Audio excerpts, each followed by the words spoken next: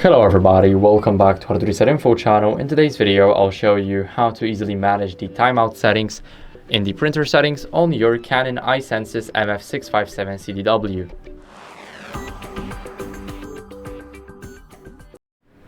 So first, what we want to do is we want to go over to menu, now select the function settings and go over to printer. Here in the printer settings, we need to go over and scroll all the way down, not all the way exactly, but until you see the timeout. Now here you guys can choose the timeout between 5 and 300 seconds, which is 5 minutes.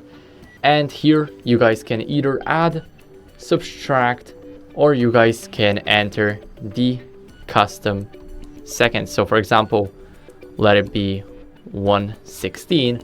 And if we want to go over to 120, we just click on the plus buttons.